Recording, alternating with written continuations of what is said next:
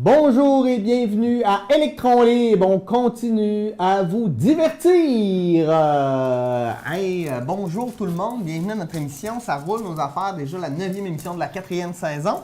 Ça va bien? Toujours avec Mélanie Francis. En forme, les amis? Allô, oui. Pleine forme? Ouais. Et aujourd'hui, on va regarder comment on peut sauver la planète. Moi, je trouve que c'est un sujet d'actualité quand même. Oui.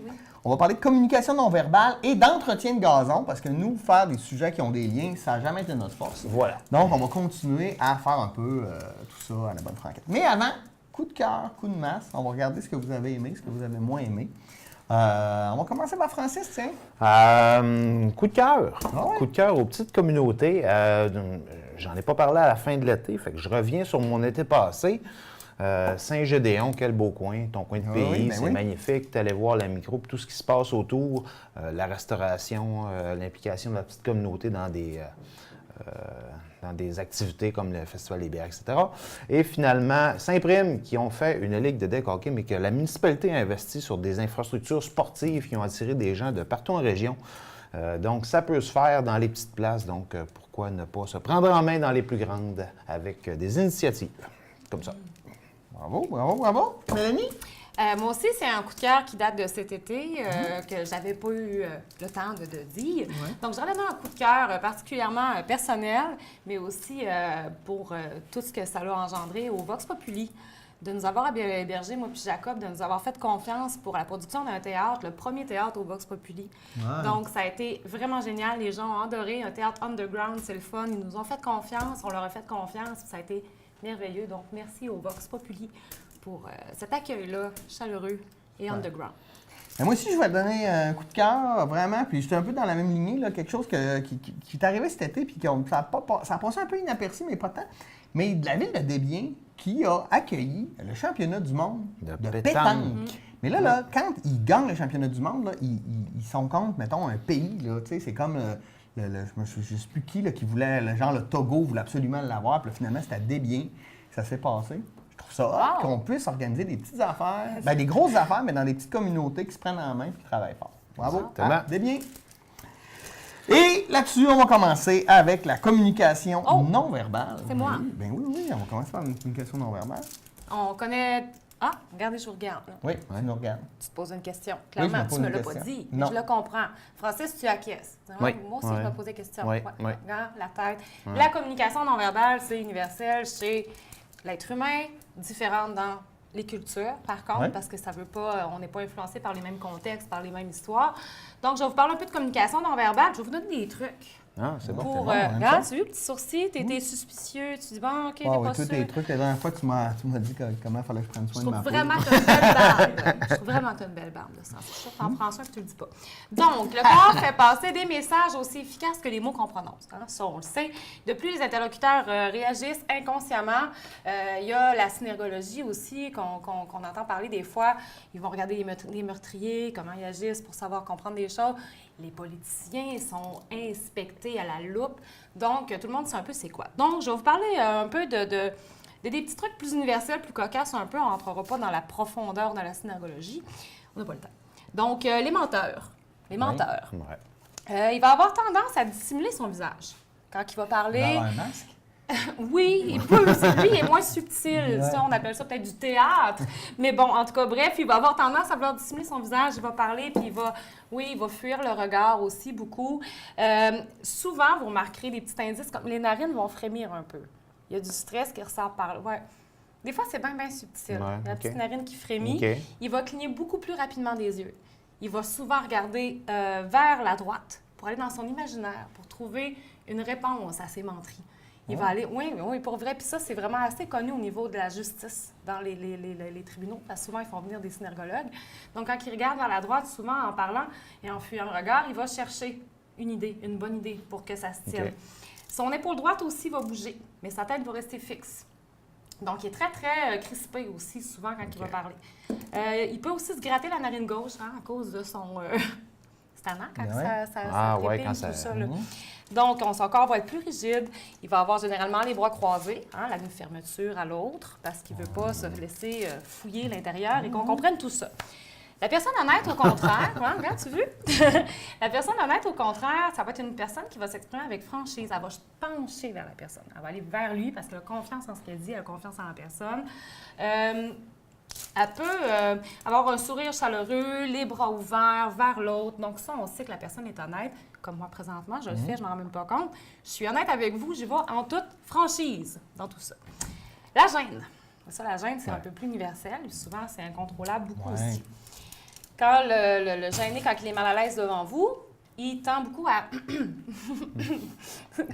Ici, on sent un peu de non-verbal. Non-verbal un peu, hein? Il y a quelque chose qui s'est passé, passé, là, on va quoi, le dire. là, C'est mais- passé quelque chose. Faisons pas dans la menterie, hein? c'est Faisons pas ça, comme si de rien c'est ça. n'était. Le non-verbal Qu'est-ce que parle. tu Voilà. veux dire? Encore la fermeture. Bien, je t'en ai parlé beaucoup de ça.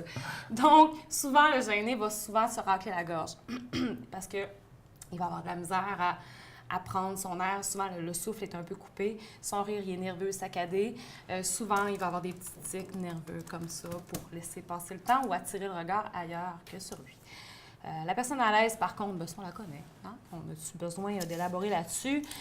Elle va être assise. Souvent, c'est des gens qui, quand ils vont discuter, ils vont être assis sur le bout de la chaise. Ils vont vouloir y aller, ils vont vouloir avoir de l'attention, ils vont être bien avec leur corps. Donc, comme par rapport à la confiance aussi, il y a beaucoup une question dans le non-verbal de distance avec la personne. Souvent, on peut beaucoup remarquer les gens qui sont confiants vont aller vers l'autre. Il y en a qui n'aiment pas ça, naturellement, ça c'est autre chose. Mais naturellement, on va aller vers l'autre, on se rapprocher. Quand on atteint un 30 cm, c'est que la personne est bien avec nous. OK. Un 30 Avant et ça, moins. c'est que la personne a un petit peu de recul. OK. Tu sais. Mais à partir du moment où on atteint un 30 cm, c'est que la personne est confortable, elle n'aura pas de difficulté à aller vers l'autre puis à communiquer avec lui. Toujours se traîner une règle. Toujours.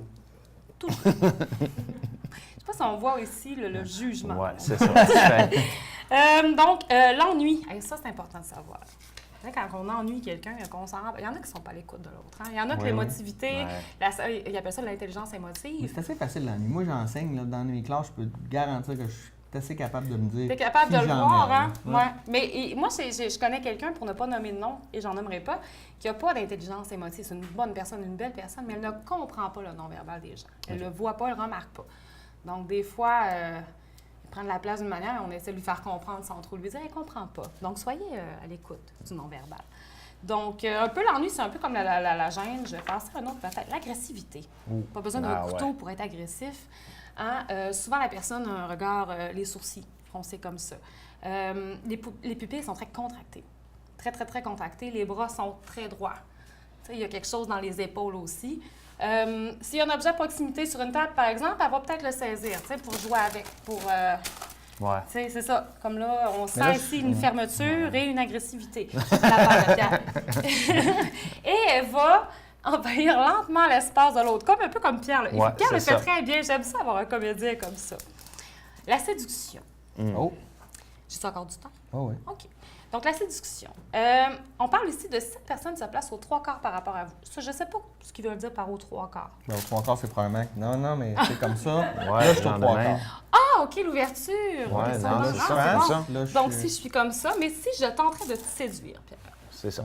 je m'ouvrirai à toi, comme ça, aux 3/4. C'est bon, merci. Donc, la personne va avoir des yeux souriants. Ben, ça, c'est des yeux interrogateurs. Ça, c'est Pierre. Il y a tout le Il temps les comprend. Quand yeux je parlais souriants. d'insensibilité et Non, non, d'intelligence émotive des ici. yeux souriants, ça veut rien dire. Ah oui! C'est merveilleux, des yeux souriants. Regarde là, tu as des yeux surpris. Fais-moi des yeux fâchés. Bon, non, des yeux souriants, ça se peut. Ben si, tu avais ici quelque chose qui te cacherait, on saurait, tu souris. Ah, OK. On le saurait. C'est des... Hop, là, je suis un petit peu, t'es ému. T'as un petit œil qui brille. Non, non. T'as compris. Bon, non. Ça veut dire, je commence à trouver ça. Mais... Non, c'est ça. Donc, c'est ça. Donc, la séduction, souvent, les pupilles se dilatent. Remarquez, les pupilles sont dilatées, la personne est ouverte, elle va de l'avant, elle engage la conversation rapidement, elle est bien, un peu comme on parlait tantôt avec la confiance, et le reste, ça va avec. Donc, soyez... Puis, est-ce qu'il y a des mélanges? Tu sais, mettons, moi, je te regarde avec des yeux souriants, mais les bras croisés, ça veut dire quoi? Ben moi, selon moi, mais ça dépend. Là, on parle, je pense que l'être humain est tellement complexe et unique. Mais tu peux être content de me voir, mais par contre, tu peux savoir que j'ai entendu dire que la semaine passée, tu ne filais pas bien. Ah, OK. Fait que là, tu es content de me voir, puis tu vas-tu m'en parler? Fait qu'il y a une fermeture. Tu sais, c'est très complexe à ce niveau-là, mais je pense que tu es peut-être un peu sur la défensive de « Ah, elle va m'en parler, c'est sûr, Mélanie, c'est sûr qu'elle va me parler de ça. » Là, j'ai-tu le goût, j'ai-tu pas le goût? Puis à un moment donné, ben, si tu vois que ça s'en vient vers ça, puis t'es bien, mais peut-être que les bras vont s'ouvrir, puis là, on va discuter, puis ça va être d'autres choses. Ouais, quelque chose. OK. Ça n'empêche pas d'être content de te voir ou de tenter de te séduire. Non, exactement. Puis tombez pas dans le mensonge à dire je veux pas y en parler, dites-le. J'ai pas envie de te parler de ça. On peut-tu changer de C'est sujet? plus clair. C'est plus clair de dire j'ai pas le goût de t'en parler que de faire à croire que ça existait pas. Exactement. Parce que votre corps, lui, il va le dire. Super. Hey, merci Mélanie. Ça fait plaisir. C'est intéressant, c'est intéressant. Moi, je veux juste parler de la planète. Tu sais, là, on entend on a des records de chaleur. Cet été, il a fait 53,7 en Iran. C'était généralisé partout à travers la planète. On a de plus en plus de températures excessives. Et puis là, ben, qu'est-ce qu'on peut faire? Tu sais, on va dire on peut rien faire, mais peut-être qu'on peut faire quelque chose. Je sais pas. On va en jaser.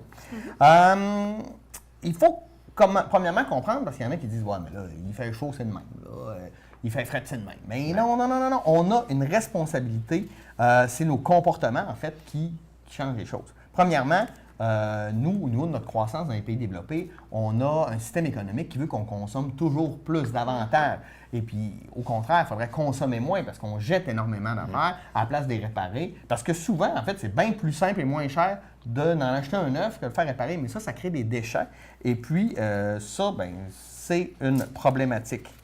Il ne faut pas aussi oublier que la richesse est séparée différemment entre le nord et le sud. Donc, il y a aussi des problèmes de pauvreté. Déforestation qu'on fait. On fait de la déforestation, pas comme ici pour couper du bois, pour construire puis reboiser, mais on déforeste pour faire des champs, pour nourrir, pour faire des semences, entre autres du maïs, pour nourrir les élevages. Et ça, c'est désastreux. Un, ça appauvrit le sol, ça le désertifie. Deux, bon, ça irrigue beaucoup d'eau. Il y a de moins en moins d'eau potable dans le monde. Donc, ça aussi, c'est un problème. C'est ça. Puis, ben, les déchets. Écoute, là, on en a reparlé, là, mais tu sais, ceux qui boivent, qui achètent encore des bouteilles d'eau en plastique, s'il vous plaît, achetez une gourde, tu l'achètes une fois dans ta vie. Peut-être que tu pourras t'en racheter une dans 5 ans, mettons, là, si tu veux vraiment t'acheter quelque chose. Mais c'est de la gaspille totale. Surtout, il faut savoir que la compagnie, elle prend des bouteilles d'eau en plastique, puis elle met ça en dessous du robinet, puis elle te charge 2 fois le prix d'un 2 litres de liqueur.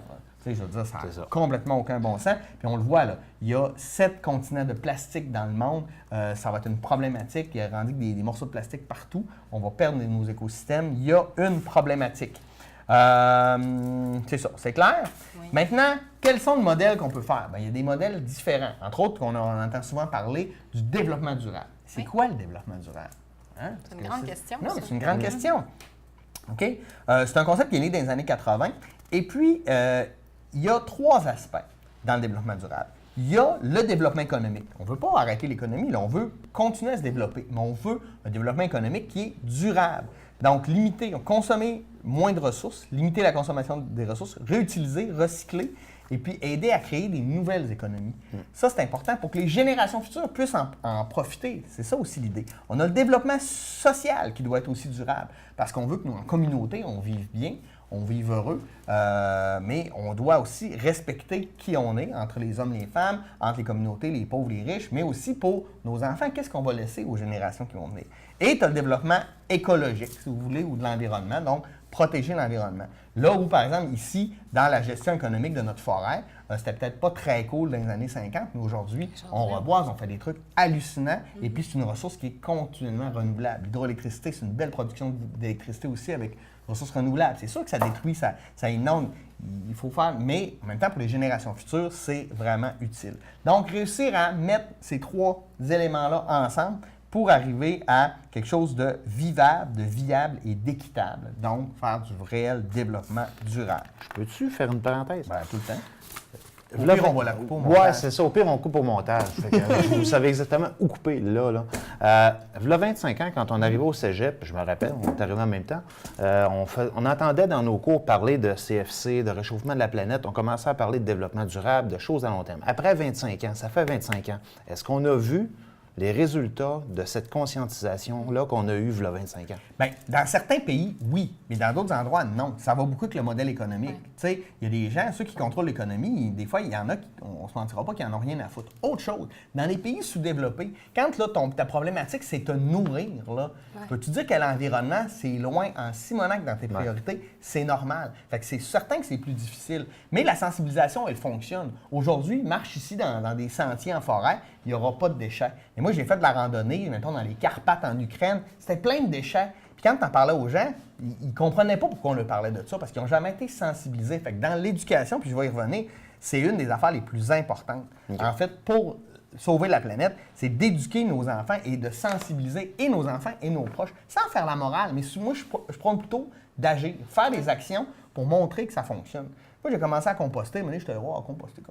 Mais cette année-là, ça ne m'a rien coûté, ni en compost, ni en terre, juste parce que j'ai économisé mes rognures de blé d'Inde. Là. Tu sais, je veux dire, c'est merveilleux. Puis c'est pas d'ouvrage, en fait. Fait que comme ça, on peut faire des choses. Recycler nos déchets, oui, mais en consommer moins, surtout. Puis recycler ce qu'on peut recycler. Nous, on recycle tout. Là, chez nous, ça devient même des fois un peu maladif. Planter des arbres. Planter des arbres, créer de l'oxygène, faire des potagers chez vous, mais on peut faire des potagers communautaires, partagés, travailler ensemble. Faire dire, hey, aujourd'hui, on va aller nettoyer une plage, on va ramasser telle affaire, etc. C'est beau, ces mouvements-là. Ben oui, c'est beau, ça aide. Puis, l'idée du mouvement environnemental, c'est penser global, de dire, il faut sauver la planète, mais c'est agir local, donc de poser des petits gestes chez vous quand on peut le faire. Donc, valoriser aussi les initiatives de développement durable. C'est facile, mettons, de fonctionner avec Google sur son ordinateur. Mais savez-vous que 2 recherches Google, ça prend autant d'énergie que faire bouillir une tasse d'eau? T'es sérieux? Réfléchissez à ça. Tous les serveurs qui servent. Bon, maintenant, comment on pourrait récupérer cette chaleur-là pour l'utiliser? Ou utiliser un autre chercheur, moteur de recherche comme Ecosia, qui, si est bien utilisé, nous permettent de donner de l'argent pour des causes environnementales. T'sais? Et ne pas oublier que chaque fois que vous faites une action, vous votez à quelque part. Acheter, c'est voter. Fait que les choix que vous faites, ils sont importants. Puis si on veut à un moment donné que les autos hybrides coûtent moins cher, parce que c'est vrai que c'est pas achetable, il va falloir qu'on se mette à en acheter de plus en plus. Puis c'est comme ça que ça va faire baisser les prix. C'est le modèle économique. Fait que c'est ça, moi, que je voulais vous parler. Qu'il y a plein de petites choses qu'on peut faire à la maison, puis on le sait. Puis des fois, le problème, c'est qu'on se prend même, on se donne même pas la peine parce qu'on fait... Oh, c'est comme les pailles. On est tellement habitués, c'est comme dans notre culture. Prends une gueule, prends une paille. Mais foncièrement, on est capable de boire pas de paille. Mais moi, pour vrai, quand j'amène pas mes sacs, là, je traîne mon stock, pas de sac. Puis ça me fait chier, fait que j'amène mes sacs. Oui, c'est ça. À un moment donné, il faut arrêter. C'est ça. Exactement. Puis il va falloir. Là, ça prend tout le temps des mesures coercitives, c'est ça qui est plate. Bon, on n'en donnera plus de sacs. Fait que là, les gens vont être obligés d'amener des sacs, mais c'est un changement qui se fait déjà ailleurs. Puis quand tu vois le type de développement qui s'est fait, entre autres, en Norvège avec leur pétrole, etc., c'est hallucinant ce qu'ils ont réussi à faire. Mais ici, peut-être qu'on laisse trop de place à un certain type d'économie qui est nuisible. Et l'avenir va nous montrer que l'économie verte, c'est payant, c'est rentable, puis c'est bon pour la planète. Oui. Puis, parenthèse, voiture hybride, on a fait des avancées. Encore entre 35 et 40 000 de base pour avoir un modèle intéressant avec une autonomie intéressante. Oui, c'est ça. On parle au-dessus de 200 km, mais tu sais, je veux dire, 2018, oui, effectivement, il va falloir investir, il va falloir que des gens achètent pour que le développement se fasse, puis que finalement, au niveau du coût, là, je veux dire, présentement, l'essence à 1,32 c'est ridicule. Économiquement, ça devrait être un incitatif. Ça devrait être un incitatif significatif. Et en plus, le gaz, ça va être à 1,32 $. Regarde, plante tout sur le bord de la rue, puis regarde le nombre d'autos. Il y a juste une personne dedans. Quand c'est si simple de covoiturer. Voilà. Francis, toi, tu veux nous parler de l'entretien du gazon? Parce que toi, tu aimes ça, le gazon. Moi, là, du gazon, c'est une relation amour-haine. Tu sais, on souhaite quand même avoir quelque chose de bien dans le couple, ça, mais en même temps, quand ça pousse, il faut le couper. Mais pourquoi il faut le couper? Pourquoi on ne pourrait pas laisser pousser? Voilà. Ça, c'est une chose qu'il faut apprendre éventuellement. Et j'ai dernièrement, dans ma rue, durant la fin de l'été, je faisais du vélo et je voyais la quantité de gens qui arrosaient, qui mettaient des engrais, toutes sortes d'affaires là-dedans. Et qu'il y a des petites choses bien simples que si on respectait certaines règles, on pourrait avoir quelque chose de très joli qui pourrait être écologique et qui pourrait être un espace vert très intéressant en respectant quelques règles. Hey, dans le temps, là, je ne sais pas, je ne vois pas le temps, notre minuteur habituel. En fait, j'ai oublié de le décoller, fait que j'ai aucune idée comment on va faire. Fait que, s'il y a une petite voix qui nous dit dépêche-toi, ben c'est ça. Ou un signe, là, mettons, il te reste 5 minutes, ça serait apprécié. Ouais, c'est ça. 5 minutes, merci. Voilà. On tombe régulièrement, on n'enlève jamais plus que le tiers de la hauteur totale du gazon chaque fois. C'est tentant d'y aller avec une bonne coupe pour sauver une semaine de tonnes de gazon. Non, laisse une certaine longueur jusqu'à 8 cm durant l'été. Printemps, automne, on peut raccourcir un petit peu, il n'y a pas de problème. Ajuster la hauteur de la coupe en fonction de la période, comme je viens de dire. Affûter les lames régulièrement. On ne fait jamais ça. Je fais ça affûter. tous les étés, moi. Tu le fais? Oui, mon tracteur gazon, puis ma tondeuse, je lime mes lames. Tu m'impressionnes, ça va au niveau... En fait, si mon père me l'avait pas dit, je l'aurais jamais fait. Probablement que ton père là-dedans. Mais la coupe nette va faire qu'un gazon va se régénérer plus facilement que s'il est complètement déchiqueté avec une mauvaise lame. L'herbicyclage, c'est quoi? Les rognures. Tu parlais de rognures de nourriture. Notre gazon, en le coupant un petit peu moins court, on laisse... Si ce n'est pas des quantités astronomiques, si on le coupe long de même, ça ne marche pas. Ouais. Mais, tu sais, mettons une certaine coupe, on peut la laisser et ça va être un magnifique engrais pour notre gazon. Les résidus de tonte sont une source non négligeable de nourriture pour les organismes bénéfiques du sol.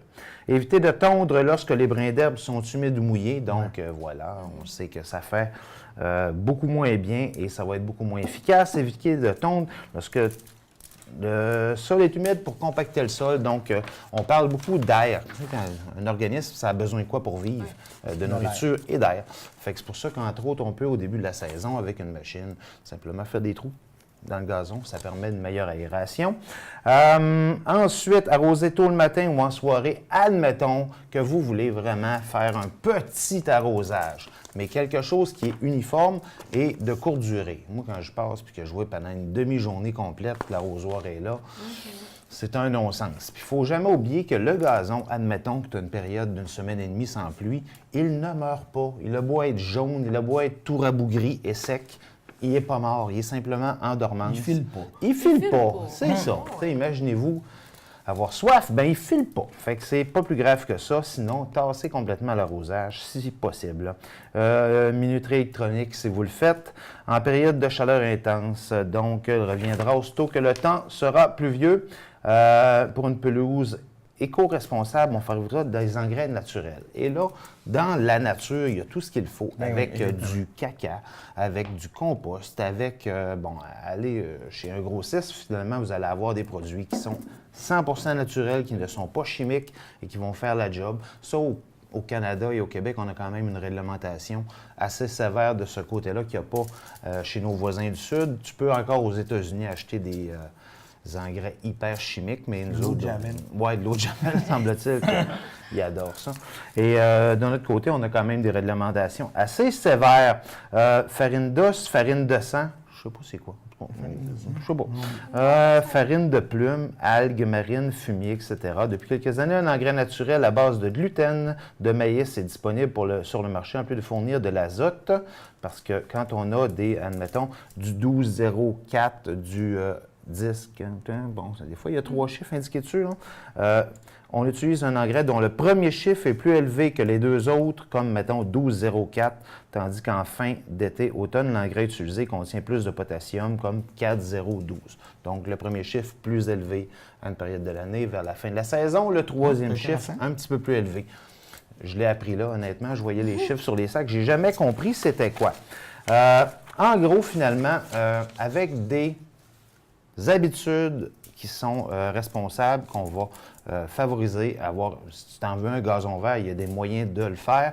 Sinon, laissez-les pousser un petit peu et ne soyez pas un voisin gonflable en utilisant des moyens peu orthodoxes pour finalement avoir du gazon plus vert. Et on le dit toujours, le gazon sera toujours plus vert chez le voisin.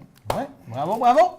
Hey, rapidement, je vais vous faire un top bouffe bien intéressant. C'est des pires festivals de bouffe au monde. Ah, wow! Du moins, moi j'irais, là, mais vous savez qu'en Chine, à Yulin, on fait le festival de la viande de chien. Hein? On va tuer 10 000 chiens pour les cuisiner pendant le festival. Je laisse ça là. Ouais.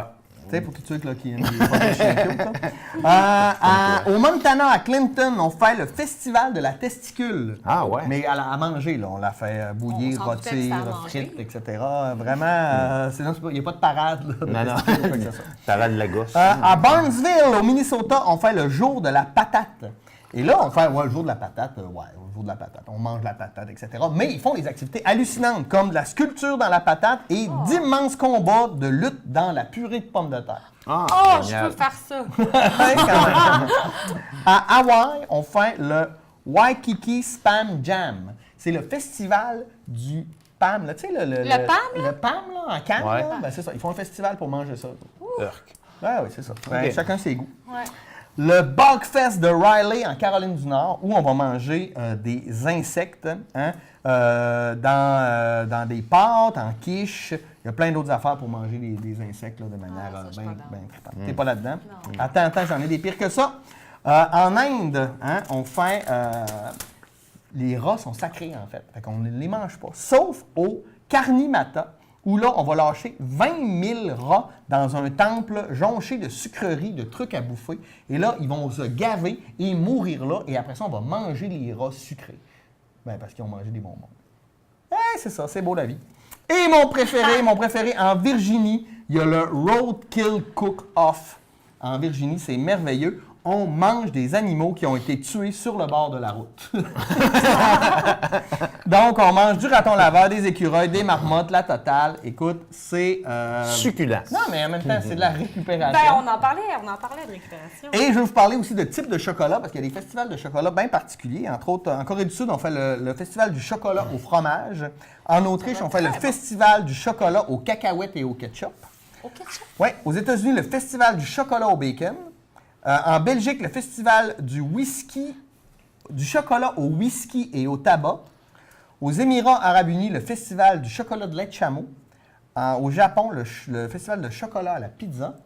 Et, c'est ça. On arrête là. il y a Ça va vraiment être tout pour quelqu'un cette qui fait semaine. Hey! On vous souhaite bon appétit. Et un grand plaisir de vous voir la semaine prochaine pour une autre édition d'Électron Libre. Bonne semaine. Hey.